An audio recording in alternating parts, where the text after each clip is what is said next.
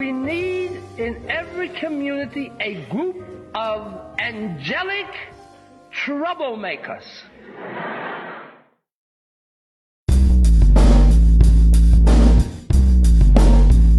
Social justice, power word, power word, power word. Social justice, power word, power word, power word.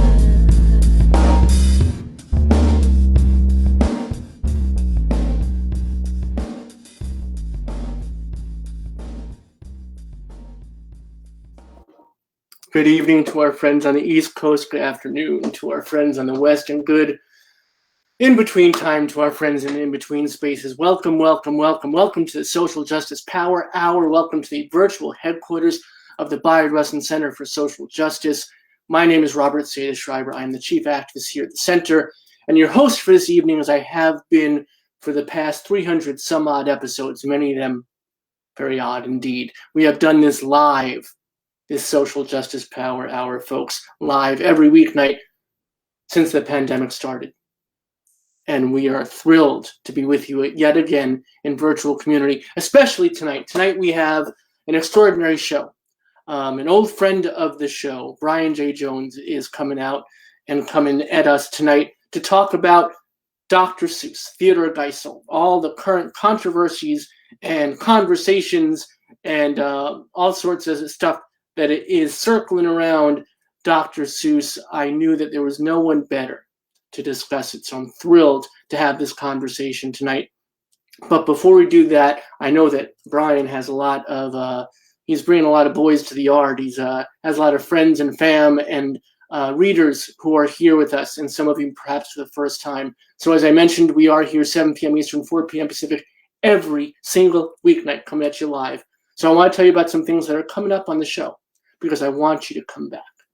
Those of you that watch the show regularly, thank you. It means the world to us. Those of you here for the first time, come back and visit us again, and this is why you should. Tomorrow night, we have Steve Brodner. Steve Brodner comes to the show once a month. Master illustrator, does the incredible Greater Quiet series at The Nation magazine. He does this every weekday. Just like we do a show every weeknight, Steve does an illustration every weekday. And he chronicles, since the pandemic started, the journey that we have had as a nation, as a world, as a people. And it's always a really meaningful, wonderful way for us to encapsulate the past month by seeing it through the lens of Steve's incredible work. And then Friday night, we have a poetry recital. Kalisa Ray is going to be with us. Ghost in a Black Girl's Throat. This is going to be a phenomenal evening of some incredible poetry, some wonderful conversation, so you don't miss that. And then coming up further on the Power Hour, we have David Camp, author of Sunny Days, the children's television revolution that changed America. We're going to talk about this wonderful book on the eve of its paperback release, and we're honored that David chose to be here on that special night, and he's bringing some friends with him. He's bringing Bernadette Yao from Zoom, and Emilio Delgado from Sesame Street. Luis, yes, everybody, Luis will be with us, and I promise you, you don't want to miss that one. It's going to be super special. Giselle Fetterman, Second Lady of Pennsylvania. She is a wonderful nonprofit organizer, beautiful person inside and out, and married to some guy named John. So we're going to break it down and have a good conversation with her. Let the Lord Sort Them, The Rise and Fall of the Death Penalty. Maurice Chammah is going to be here, journalist with the Marshall Project. This is going to be an important conversation, one that I'm glad to have because we haven't talked about this subject enough in the Power Hour, so I'm looking forward to that. Surviving the White Gaze, Rebecca Carroll.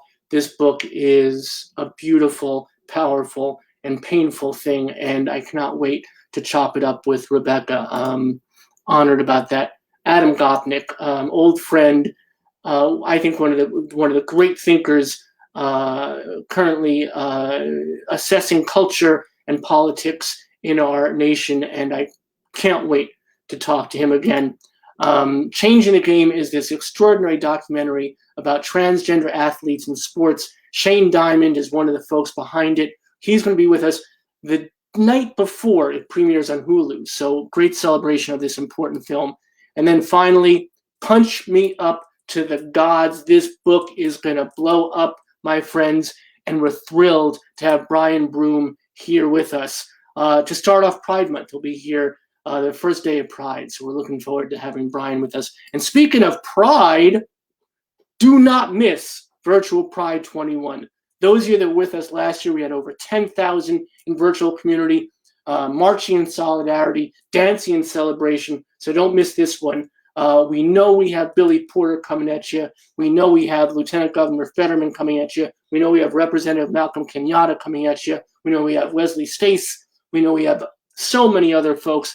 There are so many folks I just can't mention yet. Like 10 minutes from now, I could probably pop them in. But right now, I can't exactly do it. But promise you, it's going to be hot. And by the way, it is exactly a month away. It is June 12th. A month from today. So wait for it, everybody. You ready for this? We're going to do something special on the show right now. Look at the upper right-hand corner of your screen. Right now, we're going to turn it over, folks. A month away. Let's do this. Boom. Virtual Pride 21 in the corner of your screen. Premiere, everybody. Get ready. Put it on your calendar with a rainbow heart. It's going to be a phenomenal experience. Please do out and join us for that. So that is all that's coming up, plus a whole lot more. You don't want to miss it. We are here, as I said, I want to stress this, live every weeknight, 7 p.m. Eastern, 4 p.m. Pacific, so you know you have a place to come for some virtual community, for some great conversation, and some wonderful company. And speaking of, oh my gosh, Brian J. Jones is an accomplished writer, biographer, and media strategist, as well as the author of the definitive Dr. Seuss biography, Becoming Dr. Seuss, Theodore Geisel and the Making of an American Imagination. So he is absolutely the pitch-perfect guest to have in our Power Hour to explore the Seussian twists and turns of Theodore Geisel's career through the lens of the current controversies surrounding Dr. Seuss and his complicated legacy as both propagandist and social justice warrior, and what to make of the recent decision to take 6 of his books out of print. Brian is well known and greatly respected, and that is an understatement, folks, for covering iconic creative geniuses who have made indelible contributions to pop culture. In addition to Dr. Seuss, he has celebrated the lives of George Lucas, Washington Irving, and Jim Henson for serious fans and newcomers alike. He is an active member of the extraordinary organization Biographers International. You should check them out. So no one better than this good friend of the show to shed some light on Dr. Seuss and share some stories about Theodore Geisel. So please, my friends, join me in welcoming the Terry Garr to my David Letterman, Brian J. Jones to our Biographer Center for Social Justice Power Hour. Brian, thank you so much for being here, my friend. I am always so happy to be here, Terry Garr, anytime, my friend. And what a great lineup you have. I was writing them down. You and I spoke a little earlier. I can't wait for David Camp to come. His book is fantastic. And having, Luis and Bernadette on is fantastic. I hope you will ask Bernadette to do the arm thing. Well, of course. As a child of the 70s, we all tried to do it on the playground, and none of us could do it. So I can't wait to see her actually do it. What's amazing is there's a whole story about her culture and what it meant to her and what it opened up for her personally, as well as for all of us who watched it. So it's going to be a pretty incredible episode. I appreciate it. Yeah, and David's fantastic. I love his book, and he's a great guy. So that should be really fun. I will be tuning in for that one and several others. Adam Gopnik, I'm always here for Adam Gopnik. So Adam Gopnik is tough because my synapses have to be firing to be ready for. He is such an incredible, thoughtful individual, and I mean thoughtful in both senses of the word. How he thinks so deeply about things, but he also feels so deeply about things. And I think that that's such a rare combination. Well, I'm glad it's you having the conversation and not me, because you're definitely punching his weight and I'm not. So no, stop it. And that's enough of talking about other people. Let's talk about you and the work that you've done, your books. And I want to say at the outset, folks, as you are watching this conversation, those of you that are familiar know what I'm talking about. And those of you that are being introduced to Brian for the first time, you're going to see the way that you tell a story and the way that you come to the information that you've come to in all your biographies is pretty phenomenal. And all of them are available at our bookshop.org list. And I encourage you, they're great reads because they're really interesting stories, but they're also told so well. So thank you for that. Well, thank you. And I always tell everybody I'm very blessed as well in that I have fantastic subjects to write about, and you wake up every morning and hope you can rise to the caliber of your subject. So I appreciate that. You have done that, my friend. So let's get right to it. Let's start chopping it up. What the holy heck is going on with Dr. Seuss? Well, so we've had a long conversation that the words, cancel culture being thrown around and woke and racist and so on. And Seuss is complicated when it comes to race because he is definitely progressive, both in the old sense of the word and the modern sense of the word, even as he is problematic on some issues of race. And while he's produced some racist work, I don't believe he's a racist. Now, I know people will strongly disagree with that, saying the moment you produce racist work, you're inherently racist. I'm hoping that the conversation we have today will give people a little bit of an idea of actually the depth of his work that he's done in some places you might not know about. He did a lot of editorial cartoons leading up to and then during the early years of World War II, where he really went down, laid himself down on the record in really the only progressive newspaper there was in New York to do it. So Seuss is complicated. Like I said, we'll talk about that, and we'll even show you one of his cartoons that I think is probably the lowest moment of his career, and we'll talk about that as well. And then watch him work himself out of that, and then on up into what we now consider to be, Dr. Seuss and those sort of bigger issues that Seuss addresses later on in his work, and that all kids and grown-ups, associate with him. Books like The Lorax, books like The Sneetches. So we'll work our way through some of these, but again, it's a delicate issue. It's a tough issue, and I'm so glad we're having this conversation because when all hell sort of broke loose on the day that his books were pulled, I kept telling everybody, this is not something I can do in 280 characters on Twitter. It's a really tough issue to talk about. I was so thrilled when I saw you write some things on it, and I wanted to get you on the show as quickly as possible. I want to talk about the 6 books in a moment, but I want to go back to what you said because it's problematic for a lot of us, and I'll be honest, for me too, to say that someone has done racist work or someone has said racist things, but they're not inherently racist. Now, would you qualify that more that perhaps he was at one point racist and evolved beyond that to realize the mistakes of his thinking or the work that he put forth, even if it wasn't his own thoughts, the fact that he put it forth and really poisoned the well, as it were? Yeah, I think with Seuss on some of his early work, and most of the work that we're talking about that's really problematic, although with the 6 books, a lot of them seem to occur in a very short time period in his career. But he's got some definite problems with some of his early advertising work. And we'll actually see it in some of the work we're going to talk about today. He can be what I call pictographically lazy. He falls for very easy pictographic stereotypes. And, for him in particular, an exotic culture always looks a certain way to him. I don't know that he necessarily even thought about it. He probably should have. I don't think he did. Again, it's the same way that you would draw someone wealthy in striped trousers with a monocle. When it comes to an exotic culture, Seuss relies on very easy tropes for that. Right. Again, not an excuse, but it's something you do wish he had thought about. I think, unfortunately, he didn't think about it. But he starts thinking about it much later. And in fact, there's even a turning point in his work, and we'll talk about that, where you can see him all of a sudden. It's almost like someone has turned the light on for him. And he really starts to get it. And when it comes to when it comes to issues of the Japanese, for example, really becomes a Japanophile at one point in his career. And Horton, Here's a Who, is sort of his love letter to the Japanese people in the post-World War II era. So I've had teachers come up to me and say, I've heard about Seuss and some of his problems. Please tell me it's okay for me to still love him and his work. And it is. But again, you do have to work your way. You have to work your way through him and understand the way that he does evolve. And there's things he doesn't think about early on that he does think about and works to address. And throughout his life, really sort of work to address these issues and talk about it. And there's one point in his career late in life where he says, some of those things that I thought were funny back then, I'm not so sure now. So it's an issue. Even in Seuss's lifetime, he was reckoning with this. So the fact that his organization would go back sort of ex post facto, as people were saying, and excise this isn't really anything new. Seuss thought about this himself in his own lifetime. So I want to talk about the 6 books, and then I want to prepare all our viewers. You have done this wonderful.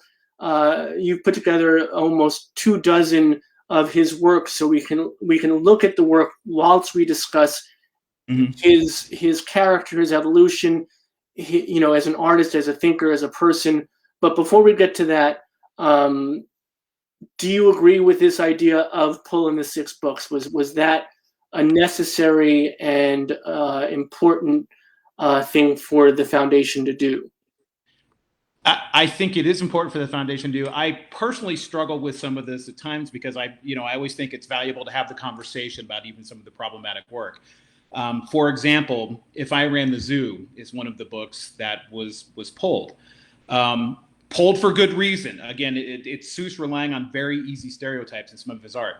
On the other hand, I think it's one of his best written books out there. I think it's some of his best verse that he ever did. And it's the first place you'll find the word nerd used anywhere in American English.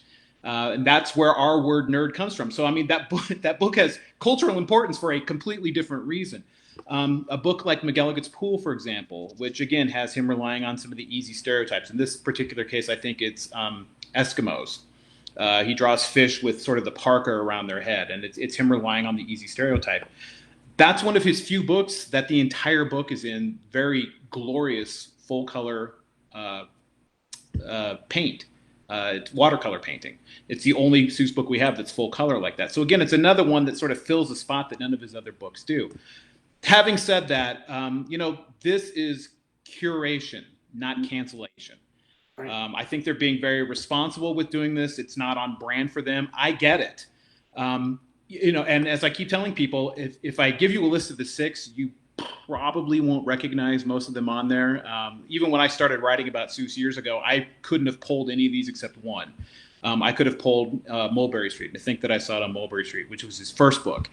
And that one has a stereotypical depiction of a Chinese person in it, which was problematic several years ago because it showed up in a mural in Springfield at the Seuss Museum up there, and they ended up removing that mural and painting over it and doing a different sort of montage painting. So again, that's been an issue that's been plaguing Seuss and his work for quite a while now. But you've seen Ted Cruz with Green Eggs and Ham and with Cat in the Hat. None of those books are on the list. Everything that The Grinch, they're all still out there. None of them showed up on the list. It's books like, again, McGilligan's Pool and If I Ran the Zoo. I can't. All of a sudden, I'm spacing on them, but again, they're not really sort of the greatest. And if you are spacing on them, then right. Scrambled Egg Super, that's one of them. Again, so it's not really a greatest hits list. The only one I could ever have named, even before this all started, I could have named and to think that I saw on Mulberry Street, but the rest of them you probably don't know. And then what happened is folks, I don't know how to define them appropriately without, the right wing, let's say, I think would be a good nomenclature, maybe, perhaps, grabbed onto this and they're like, oh, they're canceling Dr. Seuss, they're censoring Dr. Seuss, and they held up books that had no relationship to what was going on. Right. Because they were beloved children's favorites and adult favorites too, and they're untouched. And again, right. I think an important point, what you said before, was there was no censorship whatsoever involved with this. This was his actual foundation, the people that work in his name, saying that we don't think these books should be on the market anymore because they can hurt children, they can hurt communities, they can hurt people, and that's the last thing he would have wanted. Absolutely. I mean, the Seuss Foundation understands representation, as Seuss himself understood the need for representation.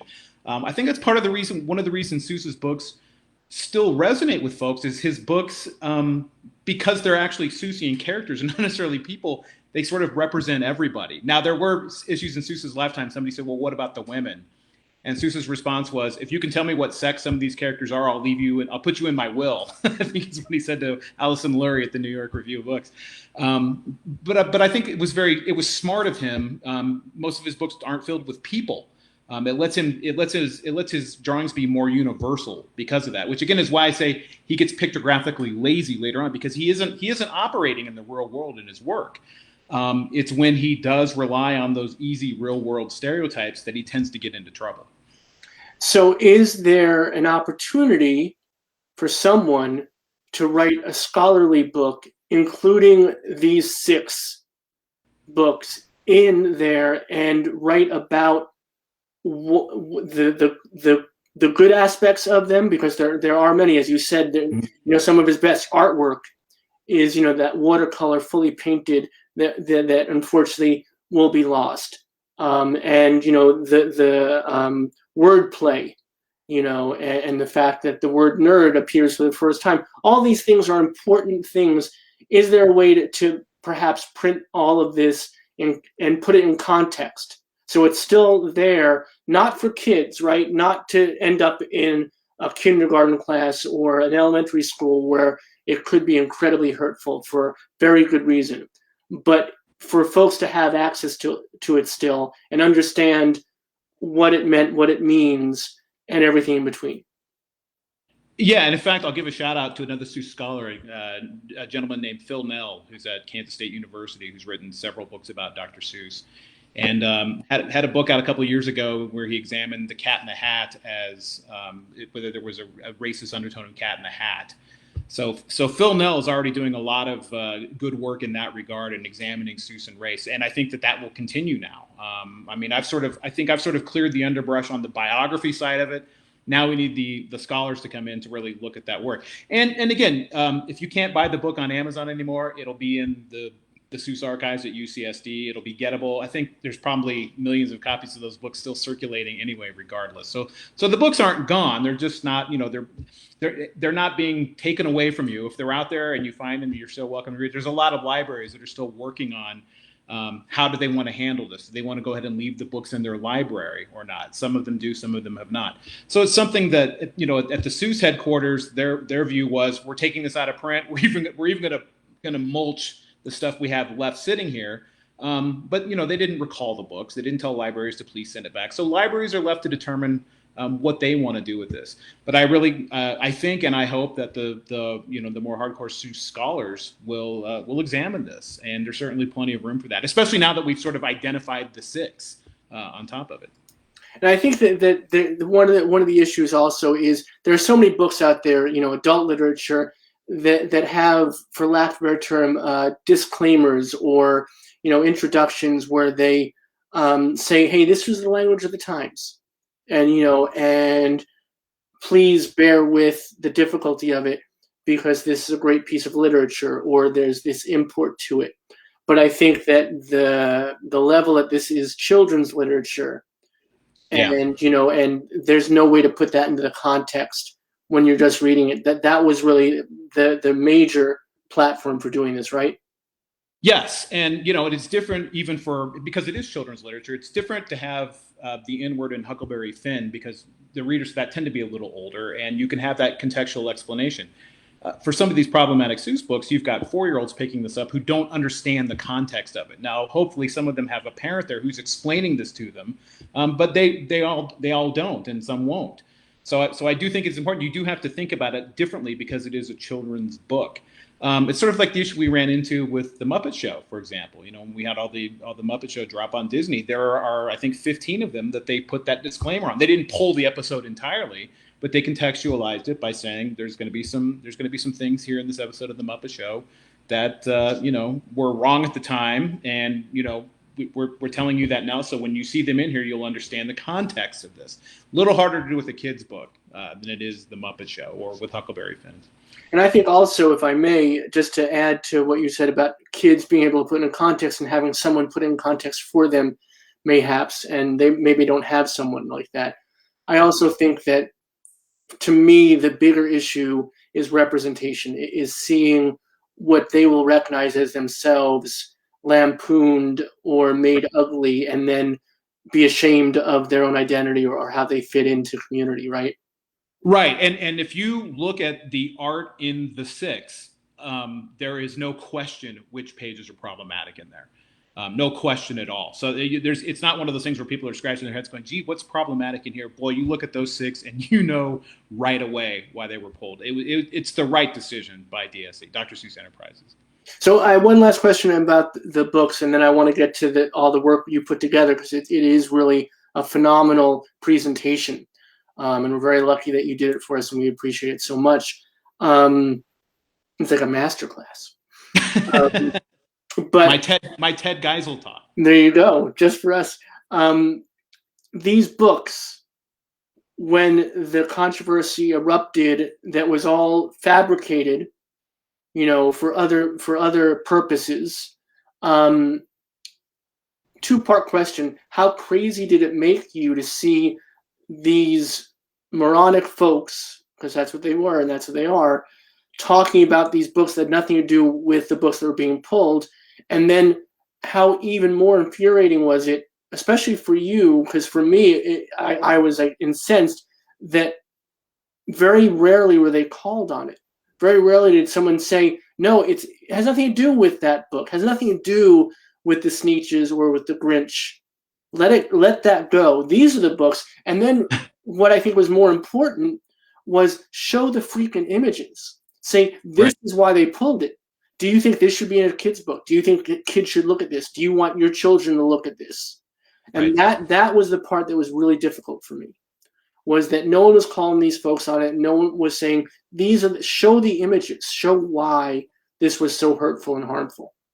Right. Well, and it was hugely frustrating, and it was sort of, it was frustrating in that even the media, I hate to use the media as a big generic term, but when they would talk about about even the story itself, a lot of times it was a picture of the cover of the Cat in the Hat on it. And then the story itself would say the Cat in the Hat's not on the list, but it was, especially on social media, it was so easy to just see the headline, 6 Seuss books pulled out of circulation or censored. And usually they had either the Cat in the Hat or Green Eggs and Ham there. Ted Cruz held up Green Eggs and Ham and was waving that around as the cancel culture book. Don Jr. was holding up the Cat in the Hat, although very interestingly, he put his hand over the label. He had the bilingual version of that book and was ashamed to let anybody know that. He had his hand over the note on it. So that was one thing that was very frustrating, and that nobody did call them on it. It was, that book's not on the list. Green Eggs and Ham was the one I saw a lot. They're trying to take away Green Eggs and Ham, and it's not the case, and nobody would call them out on it. And it was actually really hard to find the images that day. I did quick Googles even during the week to see if anybody had put them in their articles, and there were very few places to find it. I put them up on my website. I think I have 3 of them on my website if you want to see some of them. But nobody was putting that up and asking that question. Tell me why this image is not a problem. Because again, as we said earlier, when you see them, there is no doubt why those particular pages were flagged. And it's probably because these images were so problematic and so harmful and hurtful that no one did show them. Even the folks that had the most honest intentions, to show the work. It was probably a real conversation in real newsrooms. Yeah. Say, can we show this? Do we show this? How do we? So if you want a deeper dive on this, I know you wrote a great piece on your website. So please go to Brian's website and you can read for a deeper dive about that. But let's get to what we put together for the folks. I think this is a tremendous presentation. We again thank you for putting this together. So take us away, Maestro. Okay. Well, what I want to talk about is Seuss's progressive credentials in this case, to give you an idea of some of the work that he has done.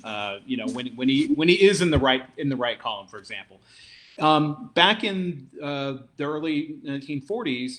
Seuss was very angry with Charles Lindbergh. He saw Charles Lindbergh and America Firsters coming a mile away and did not like their talk about American isolationism, called them out for the anti-Semitic rhetoric that it clearly was, and really went after them early. So Seuss, when he decides to take on Lindbergh and his ilk, Stops doing children's book. There's a point in Seuss's career where he's done 7 books and then stops entirely and dedicates himself full time to being an editorial cartoonist. The newspaper that he chose to do his work in was PM. It was a newspaper that came out. It was a daily in New York City. Really the only progressive newspaper at that time. Everything else was sort of Hearstian owned and very conservative. This is the one spot that had the progressive voice in it.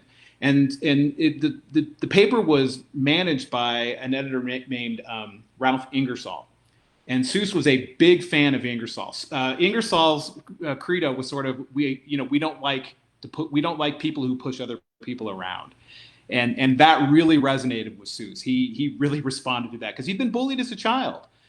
During World War I, in fact, he told stories about kids at school throwing coal at him and saying, "Kill the Kaiser," because he was of German extraction and his family were the well-known German family in town. So he didn't like being bullied. And Ingersoll saying we're against those who push people around really resonated with Seuss. So this is where Seuss calls home. For about 2.5 years until he actually enlists in the military and goes off to the army and worked actually, and this is another conversation for another time, works under Frank Capra and with Chuck Jones in the army producing American propaganda, mostly through cartoons. But so his early cartoons for PM, this is before we even get into the war, he's really going after Lindbergh. So this cartoon you see here is right after a speech Lindbergh has made, talking about sort of the Jewish problem and how Jews are trying to get us into the war. And you can see this cartoon right here. He's got Lindbergh sitting on top of a wagon that's full of manure, and it says Nazi anti-Semite stink wagon on the side, and straight up spreading the lovely Goebbels stuff. I mean, he's equating Lindbergh with Goebbels, the minister of propaganda under Hitler, spreading hate and anti-Semitic hate. Hits Lindbergh hard right from day one. Go to the next one, if you will. Of course. So this is sort of in the same vein here. So this is following another speech that Lindbergh had made, where he specifically called them the Jewish race, and talked again about the British and the Jewish race trying to get us to intervene in Europe. So again, this is before we're engaged in World War II. And Lindbergh is an America firster, and it's very much about American isolationism and not entering the war. But they're blaming the Jews for trying to enter us into the war. Seuss unloads on him. I mean, look at this cartoon. It comes out several days after Lindbergh makes that speech. The American eagle in shackles with "I am part Jewish" hanging off his beak, saying, "Public notice, this bird is possessed of an evil demon." Signed, Sheriffs Charles Lindbergh and then Gerald Nye, who was another America firster or U.S. Senator. So again, really unloads on Lindbergh, really had Lindbergh's number and really relished going after Lindbergh. He thought and knew Lindbergh was dangerous because Lindbergh was charismatic and Lindbergh had a following and Lindbergh was the American hero. So Seuss had a feeling that this guy was dangerous and so wasn't really pulling any punches when it came to going after Lindbergh. And and as you said, this is not something that a lot of folks were doing. A lot of folks were accepting this, even if quietly they couldn't stomach it. There were not a lot of folks speaking up and out at this point. Right. And first of all, it was really hard to be advocating for American intervention. And even Seuss wasn't talking even about intervention. He was all about preparation. He kept saying, there's a war coming that's going to sock us. That was where he kept, it's going to sock us. We need to be ready for it. He didn't know when or how. But he really thought that this was dangerous talk. And there were not a lot of people saying that. And again, this is the only newspaper in New York that dared to broach this subject. For the most part, everybody else was very much on Lindbergh's side. So here he is going after Lindbergh again, but more specifically, the America Firsters. And this is a cartoon that I see circulating a lot, even on social media today, because it still, unfortunately, holds true. So you can see here's the kangaroo that says America First. Inside his pouch is a Joey that says Nazis. Inside that Joey's pouch is one that says fascists. And I think the third one, I can't see it. I think it says communism. Communism, yeah. Communism. And you know, the caption, relatives, nah, just three fellers going along for the ride. Again, Seuss's politics very clearly on display.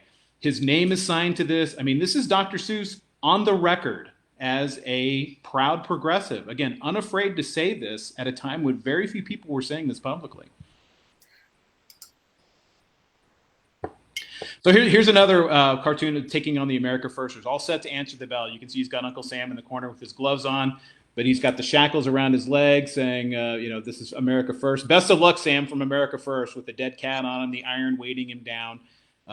Again, clearly taking issue with the isolationism of the America Firsters. So again, these cartoons appeared almost daily in the New York newspaper. Seuss at that time is living in California. So he would pick up the paper every day, read it till about noon, then decide what he was going to draw his cartoon about, and then would write and draw the cartoon in that day and airmail it back to New York for inclusion the next day. So let me ask you this. This interests me. I just thought of this. So he's published now 7 popular children's books, right? Right. So first and foremost, he's left a profitable career path because he felt so strongly about getting this message out. Is that partly? What's weird to us to understand is that Seuss's books didn't sell well enough for him to do them for a living at that time. He was writing and drawing kids' books sort of on the side. His main job was in advertising. And he had a very successful ad campaign he was doing for Standard Oil, who owned Flit, which was like a mosquito killer. Had this hugely successful campaign about Flit. And in fact, as these cartoons are coming out, there's a lot of people, this is going to sound familiar, who are saying we need to boycott Standard Oil because Dr. Seuss is working for Standard Oil. So we need to boycott all of their products because of their affiliation with Dr. Seuss. So but yeah, he's doing this only right now. I think he's still doing the ad work, but the kids' books he had sidelined while he was doing this. So the follow-up to that is, did he put his future as a children's book author in jeopardy? But and was there a consideration on his part or the people around him? Should he use his given name? Should he? Oh, we lost you. There you are. Should he use Theodore Geisel? Where I lost you. That was weird. I'm not sure he thought about it really, Rob. He was saying what he wanted to say. He was willing to sign his name to it. He had done some editorial cartoons a couple years earlier that he signed a pseudonym on. That were the same politics, but he didn't sign those. Here, he was willing to go on the record. I think he felt strongly enough about it. It was sort of critics be damned on this. I don't think it affected the sale of any of his kids' book whatsoever. I think partly, again, it's because his books weren't selling all that well at the time. I think they thought of him as a cartoonist, not necessarily a children's cartoonist, but he was really one of the best known ad men around. So I think where he was really getting hit was people who were saying boycott his clients that he's working for. I don't think anybody did, but that was primarily where he was getting hit. So here's one more America First cartoon, and this again is another one we see today because it's the America Firsters with their beard linked with fascists, with the Nazis in this case. And I'll go ahead and read it. I know people can read it, but it says, "And on this platform, folks, those most perplexing people, the lads with the Siamese beard, unrelated by blood, they are joined in a manner that mystifies the mightiest minds in the land." You can say that again. So again, this is Seuss, both barrels, going after going after America First by name and doing something very dangerous in the sense that he's linking them directly to Nazi policies, trying to show the inherent danger in America First, and again, really the anti-Semitic nature of America First. The isolationism was one thing, but Seuss was really offended by the anti-Semitic rhetoric that came out of there. And it's, as you mentioned a bit, it is just so heartbreaking and so confounding how very much of the moment these are. Yeah, they really do look like they could have been drawn, within the last 5 months or so. Here's another one that really made the rounds during the Syrian refugee crisis a couple of years back. So it's a woman with America First on her sweater, reading to children a book all about Adolf Hitler, Adolf the Wolf. But she's saying, "And the wolf chewed up the children and spit out their bones, but they were foreign children, and it really didn't matter." Dead on, and it's something. It looks like a cartoon that could have been drawn 4 years ago, 3 years ago, 2 years ago, this year. Unfortunately, this cartoon is timeless. This is another one I still see floating around a lot on social media, and the first response is usually, "Is that real?" And right. Unfortunately, it is all too real. And you easily just tweak it and just say, "And the wolf put the children in cages," and and it's right. Yeah. And they're foreign children, so it didn't really matter. Yeah, it's heartbreaking, but story. So I want to transition just a little bit now to talk about the way he approached Hitler, because again, this is before we're in the war, and Seuss, who again came from German, he's the son of German immigrants, or a German grandparent who immigrated, and his father was first generation here. They had seen Hitler coming. Seuss had actually gone on vacation back in Germany in 1936 and saw Hitler's behavior at the Summer Olympics that year.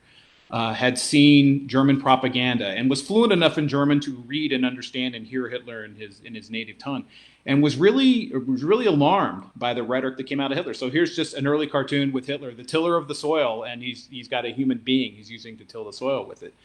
Seuss's Hitler fascinates me because he's so calm. A lot of people at that time draw Hitler sort of like we used to see him in the Looney Tunes cartoons, a lot of which are now banned as well, but was kind of a madman and would flail and think. Seuss's Hitler doesn't ever do that, which I think makes him look that much more dangerous, which I think was probably Seuss's point. He always looks like this, his eyes shut, his nose kind of in the air, really unaffected by whatever atrocity he's committing. It's a really terrifying portrayal. Yeah, I mean, it's really easy to dismiss the histrionic madman, but to look at the thoughtful, contemplative person who's still doing these awful things does have so much more effect. I agree wholeheartedly. Yeah. So here's another one, and here you can see the very calm portrayal of Hitler. But the message he's got here is when we're devouring ourselves over here, we're playing right into Hitler's hands. We're playing right into the propaganda over there. So you can see this cartoon is Hitler playing a radio that says the U.S. labor mess. And Hitler's taking who controls the propaganda in Germany. He's pulling the corks out of the ear of the German citizen who's got the swastika on his shirt saying, I'll just uncork your ears for this news any day, Fritz. Meaning when there's American unrest, we're going to use that to convince our own people that we're in the right because the Americans don't have it together. And this is another theme that Seuss came back to every once in a while. We're going to show one more just like this. Which has, I think, Hitler and the Japanese together, our internal wrangles. And he says, I hear the Americans are stripping their gears again. So again, Seuss was very alarmed, even as he was sort of, grinding our American gears over here with some of this, but was very alarmed by them using our own language against us, which I think, again, is what we're seeing today. I mean, one of the ways we play right into people's hands is our own internal and divisive politics. I mean, can cause these kind of problems as well. Can play right into the hands of the enemy, which was Seuss's big concern even back then. Even as I say, Seuss was participating in some of these internal wrangles, but was one of the lone voices on his particular side of the issue. Yeah, and it's interesting too that both sides of our ideology right now, politics, seem to filter out the news of the other. Right. You have your MSNBC and your Fox News, and they have become so diametrically opposed in different separate corners. It's only they could be accused of the same thing on both sides. Right. So it's all so very prescient, and it's also very, unfortunately, still at the moment. Right. So here's one more with Hitler, but this I think is one of his most terrifying cartoons. And again, this is Seuss putting something in front of the American newspaper readers that very few people wanted to talk about or knew about. So Seuss didn't really have a lot of sympathy for Pierre Laval and sort of rolling over for Hitler. So he's got Hitler and Laval singing together in the forest. I can't read what it says. It says, only God can make a tree to furnish sport for you and me.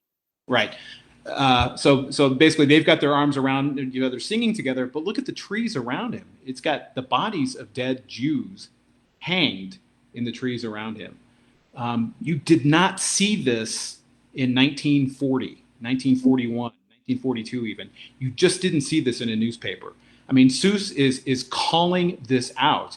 And this is an absolutely terrifying cartoon and absolutely accurate at the same time. And do you have any information on whether this editor who was friendly, was there any ever conversation about this goes too far, or this is an ink stroke too beyond what people will be able to even, I mean, this is disturbing even now, and I can't imagine in the moment then.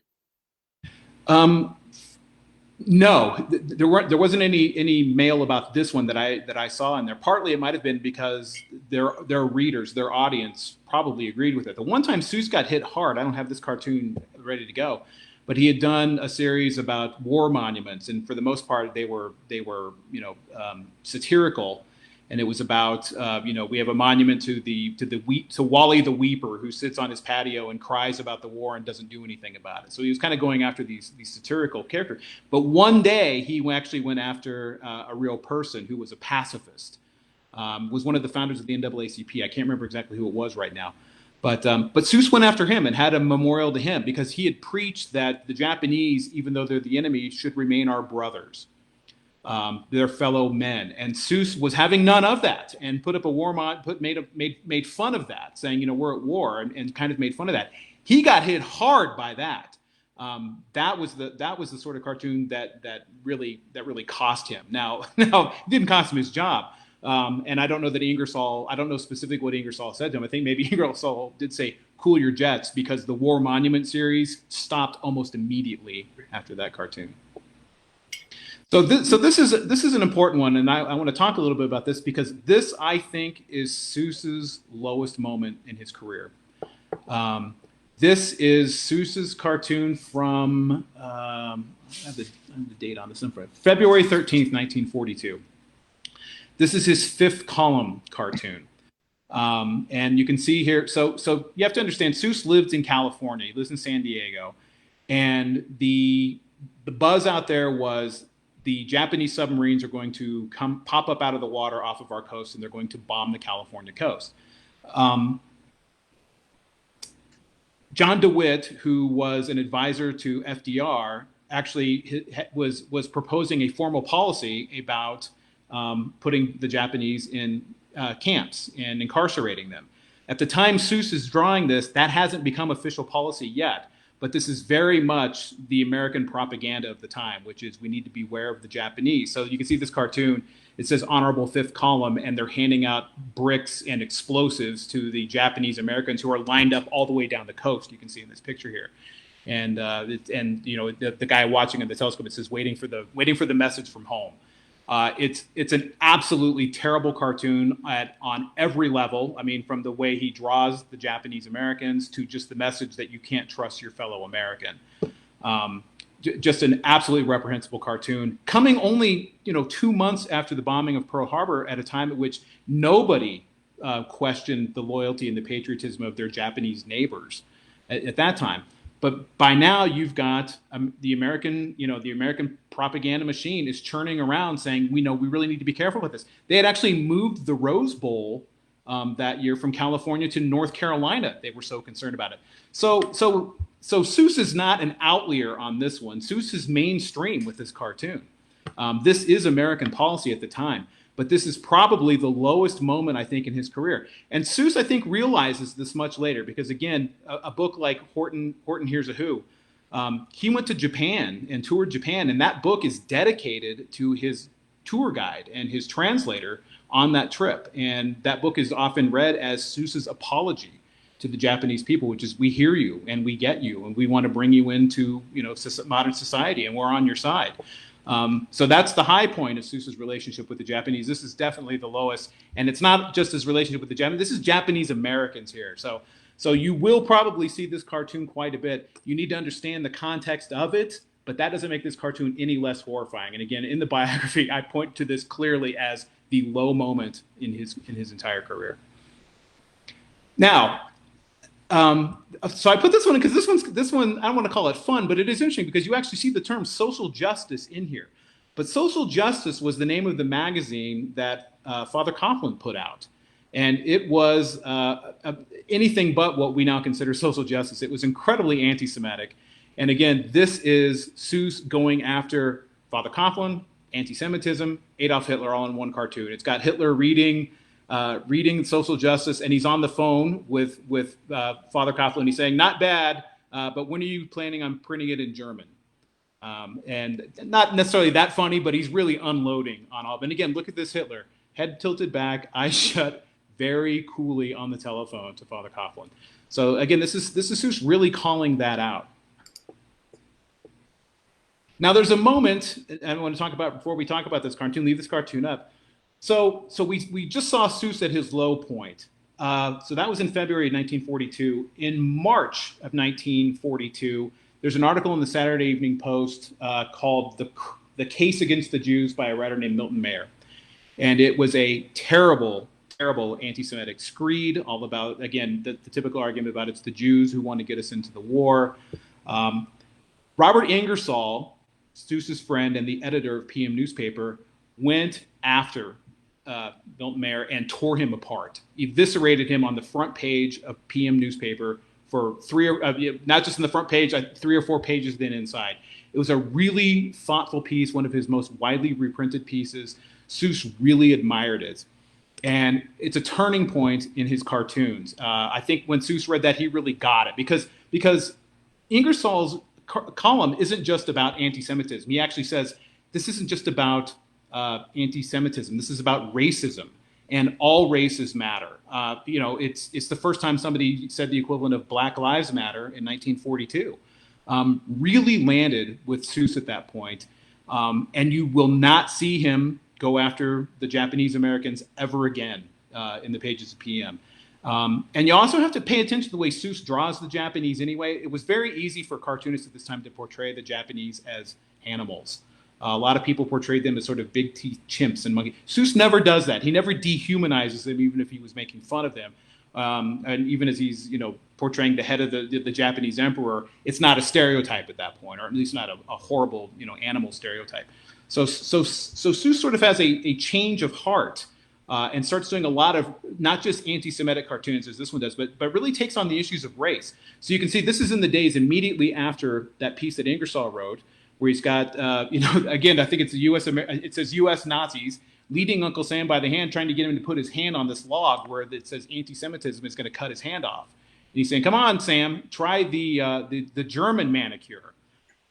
So this is I think 2 or 3 days after that piece that Ingersoll wrote. So you're going to start to see Seuss come around on a number of issues. So here we go. So this is his statement on the U.S. war industry, where you've got the guy who's the head of the war industry saying, "No. I'm off doing democracy's war. You stay back there in your Jim Crow tanks." And these 2 little tanks back here, one says, I don't have my glasses. Negro labor and Jewish labor. Negro labor and Jewish labor, right? So now he's specifically calling out racism for not just anti-Semitism, but racism against African Americans. So you can see Seuss starting to really get it, and also really starting to say this out loud in the pages of the newspaper with his name signed on it.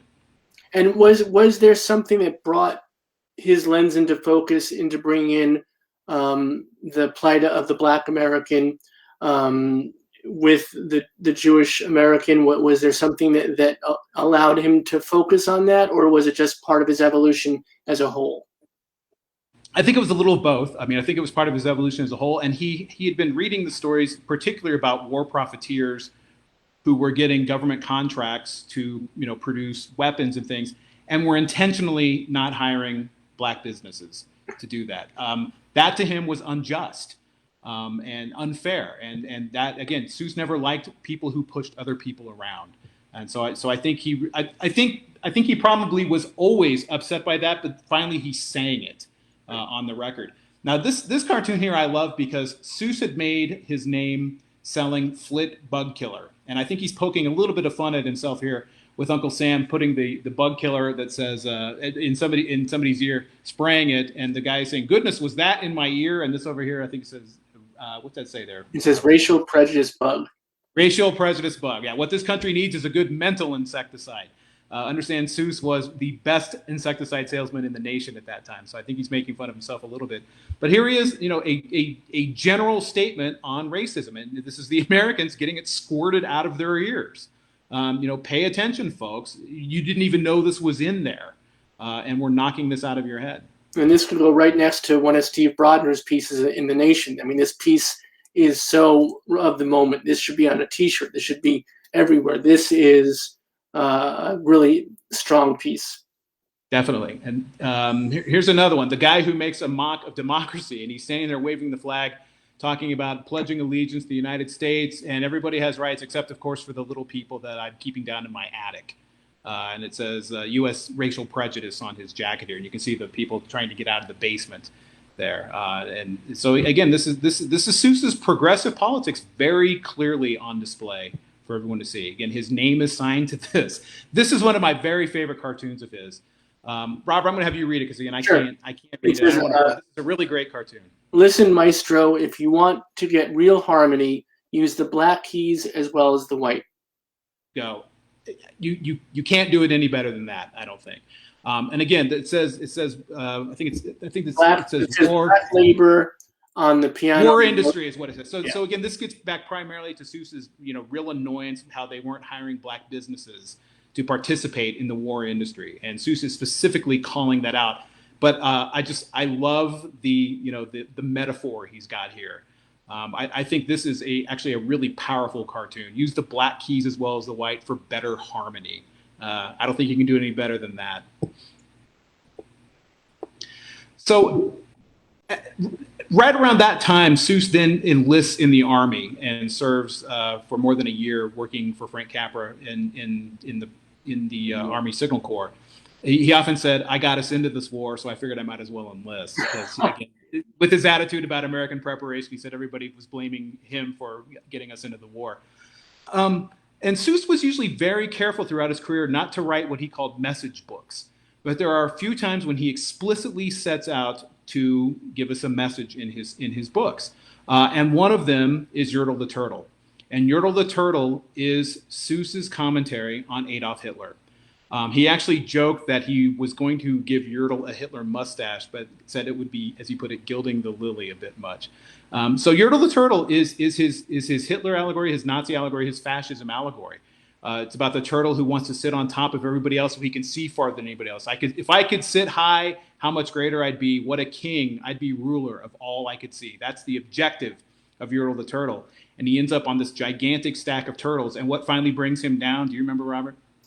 No, I actually don't. Please. the turtle on the bottom belches, and the entire pile falls over. And what Seuss was telling us is all it takes is one person's voice to topple the fascists. That book was controversial mainly because of the word belch and not the message. I think people understood the message and were fine with it. It was the word belch that caused him a little bit of heartburn with Random House. But so this is one of Seuss's first intentional message books. Yertle the Turtle is Adolf Hitler. It's not just any fascist. It is Hitler in his mind. Well, but the message again is very universal. That's I never knew that. It's fascinating. Thank you for that insight. That's wonderful. So here's another one. And this is the book that I point to and say when you talk about Seuss's evolution. I think it's very hard to be a card-carrying racist. It's not hard to do racist work, but I think it's hard to be a card-carrying racist when you can produce a book like The Sneetches. I think this is Seuss showing us that his lesson has been learned. And the Sneetches, as we can see here, they have the salesmen. Some of them have stars on their bellies. There are star-bellied Sneetches, and then there are Sneetches that don't have stars. And as you can see from this early page in the book, those who have the stars on their bellies think they are superior to those who do not. So you can see the ones without them looking very sadly at the other ones as they walk by. What finally happens is somebody comes in and with a machine that allows people to get stars on their bellies, and it gets all mixed around until finally at the end they realize that day all the Sneetches forgot about stars and whether they had one or not upon theirs. And the message behind the Sneetches is it doesn't matter. And again, I think that's a book that shows us that Seuss has learned his lesson because, again, it's a progressive cred right on his record. So I think The Sneetches is an important book in that way, especially now that you've heard some of his backstory and saw how he kind of has struggled with some of those earlier issues, and especially the way he portrayed Japanese Americans. So I want to bring this one in as well. This is another one of his intentionally messaged books. This is The Lorax. This again is progressive politics in 1970 at a time when people were skeptical about the environmental movement. This book did not cause Earth Day. I've had people ask me that, saying, did people read the Lorax and then use that momentum to create Earth Day?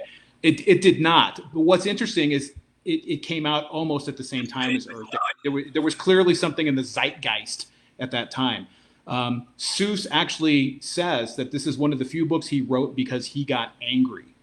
And he was looking out his window. He worked in his office was on top of the hill in La Jolla, and he was looking out the window, and he was watching construction sort of encroaching on his hillside, and said he wanted to say something about that. And this is actually his most banned book because a lot of conservatives in the North and Northwest in particular consider it anti-logging.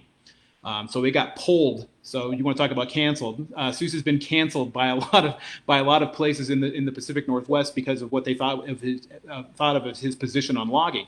What Seuss pointed out was, he said, I live in a house made out of wood, and I write books that are printed on paper. He's like, I'm not against logging, but I'm for being responsible with what we've got, which is definitely the message of the Lorax. It has one of the greatest couplets, I think, in all of literature, where they're telling the story of what happened to the Lorax and what happened to the trees, and there's a little circle of stone where the word "unless" is written on it, and the message at the end is, unless someone like you cares a whole awful lot, nothing is going to get better.